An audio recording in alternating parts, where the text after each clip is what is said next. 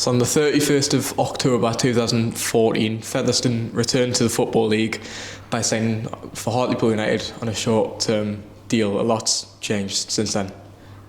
Yeah, a long time ago now. Paul Murray was the manager at the time.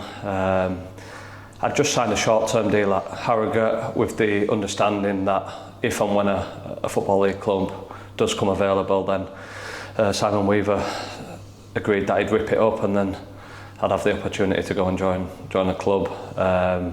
In that case it was Hartlepool and Paul Murray. I knew a little bit about him beforehand, having played against him for the club and also played against his Oldham teams. He was the assistant manager at the time, so yeah, I got a phone call from him to come in and train and just prove my fitness, I suppose, and then signed a short-term deal from there. At that time, I suppose it's just about getting back into the Football League. I was 24, 25 at the time.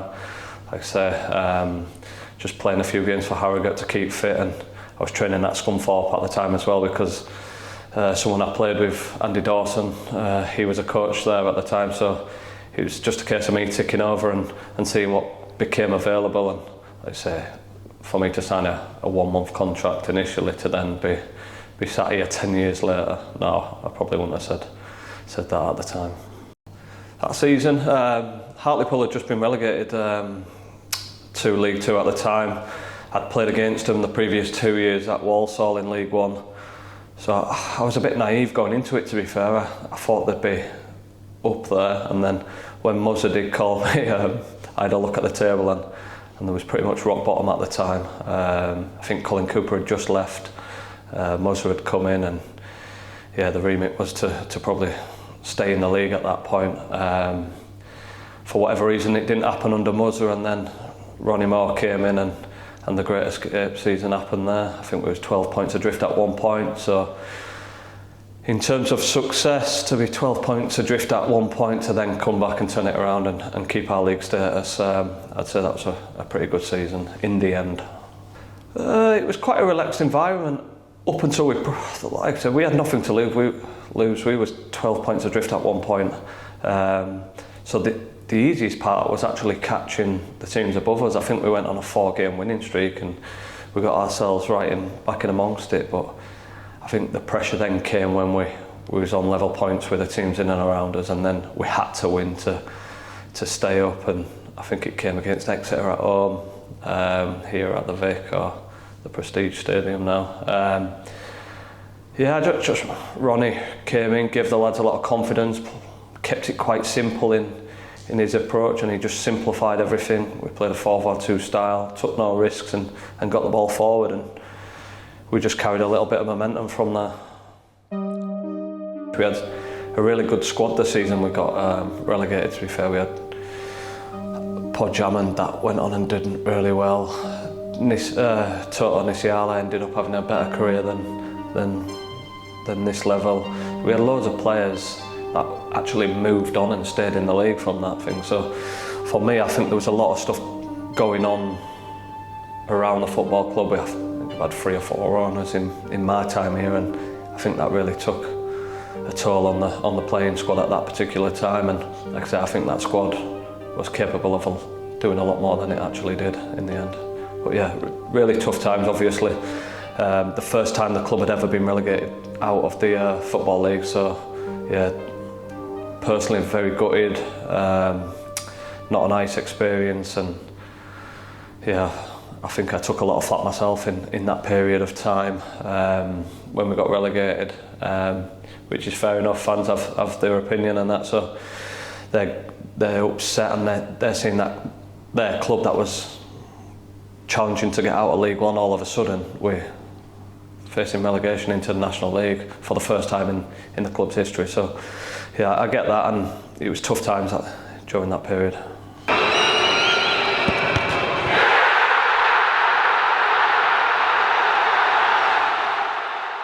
Season before we got promoted, I think that's when the COVID season ended it short. I think it cut short that season, and we had 7 or 8 games that season, and Charles came in, and I felt like we'd gathered a bit of momentum and the fixtures were favourable.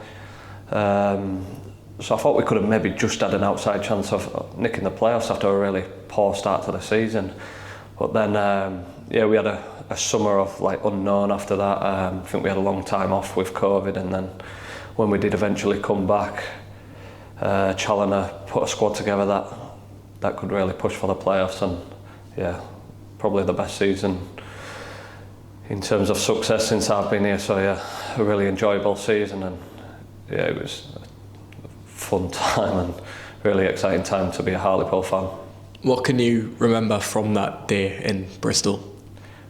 A lot of up and downs during the game. The game itself was crazy. We was on about this the other day in terms of the playoffs, and we had it tough. We had to play the 3 games. We played Bromley at home, and then we had to go away to Stockport, who spent a lot of money to try and get out of the league, and we'd done a good job in terms of getting to the final there. We did it the hard way. We had 3 games to go up. So the day itself, just a crazy day. A goalkeeper scored in the 90th minute to equalise against us. We missed our first 2 penalties in the shootout. Me and Luke Armstrong, who'd not missed a penalty all season, ended up missing the first 2 in the shootout. So all of a sudden you think like all the hard work from the season, you're doomed because of the first 2 penalties. But luckily enough, they missed a couple as well, I think. And I just remember Brad James going on and making the save that everyone will remember now till whenever. One of the very few times that if only, the time they sold out the whole stadium. I think there was 7,500 fans in that night. So in terms of atmosphere, it's probably as good as you're going to get at this place. I just remember that season itself, we carried a lot of momentum from the season before. We only had a 10-day pre-season, or off-season, from the playoff final to coming back into pre-season. So we carried a lot of that form and momentum, and we kept a lot of the group together as well. So I just remember that season on the whole, the atmosphere around the place, the buzz around the place, the fans, everything about it was just led to that semi-final against Rotherham, and the atmosphere there. And again, we're a penalty shootout away from going to Wembley, and I think that would have been the first time in the club's history we'd have been to Wembley, because I think the playoff before they've been to Cardiff and Bristol and other places. But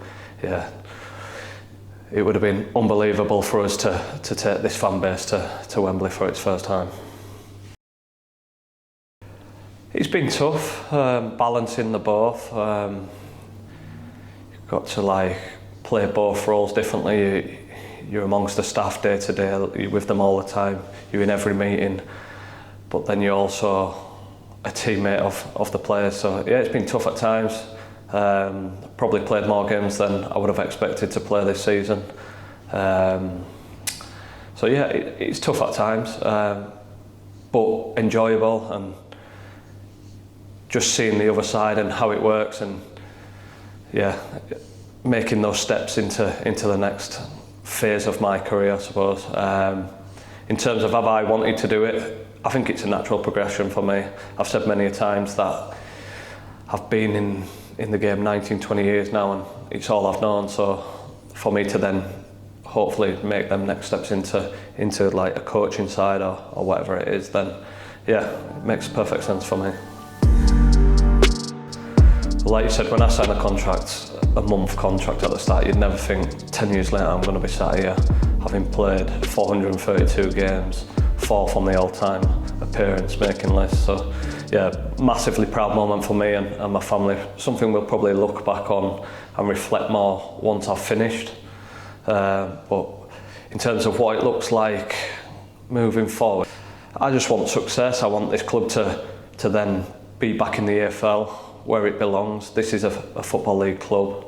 We're just going through a tough time at the minute, or over the last 4 or 5 years. So for us as a club, as a town, to be able to get back into the Football League where I believe this club belongs, that would be the ultimate goal for me.